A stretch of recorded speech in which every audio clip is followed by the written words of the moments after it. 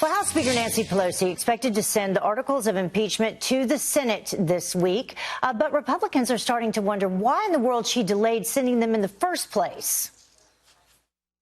The Iowa caucus is on February 3rd. What this does is this benefits Joe Biden. This harms Senator Sanders, who is in first place and could become their nominee, because he will be stuck in a chair because Nancy Pelosi held the papers.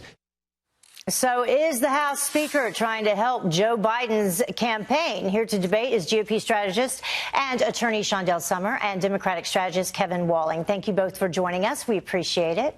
Good morning, Heather. So as we begin, let's talk about whether or not that is what you think is happening here. And the latest Iowa caucus poll with Sanders leading at 20%, Warren at 17%, then Buttigieg, and then Biden all the way down at 15%. So do you think that delaying sending over these articles of impeachment, Chandelle, was actually a strategic move on the part of Pelosi? Well, Nancy Pelosi has made no secret of her disdain for the liberal policies being pushed by Sanders and Warren at this time. She's not a fan of the Green New Deal. She's not a fan of Medicare for All. She thinks that the Democratic Party needs to veer back to the right on some of these issues so that they can attract a more moderate segment of the population. Kevin? So I think that... I'm sorry. Go ahead and finish your thought. So I think that it's possible that she had that in her mind, but I think basically the delay was to try to have some strategic advantage in the calling of witnesses in the Senate, which was unsuccessful. Kevin, what do you think? Yeah, I agree with Chandelle in terms of her last point. I think Speaker Pelosi's calculus was to move public opinion in favor of the Senate trial, both calling witnesses and calling for documents from the administration.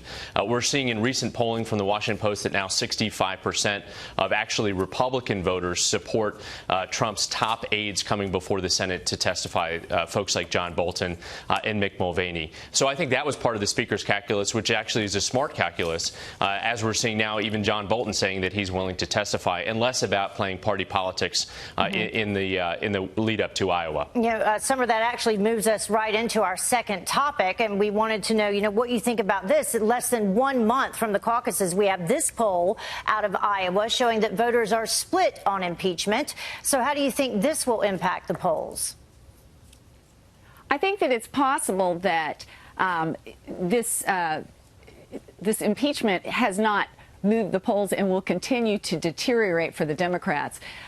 Obviously, all the Republican Party, or the vast majority of Republicans, do not want to see the president removed from office. And a good portion of the Democrats want to see the president removed from office. But really, the target market here is the independents. And with independents, it seems to me that the polls are slipping in favor of removal. You know, the economy is great. The president just finessed the capitulation of Iran, something no other U.S. president has ever really been able to handle. So the idea of removing this president from office is becoming less and less likely. Yeah, but not if you listen to Nancy Pelosi over the weekend. And did that benefit her or did that hurt her, Kevin? Because she really did she kind of give herself away by saying, no matter what, this president will be impeached, and basically showing the Democrats' hand?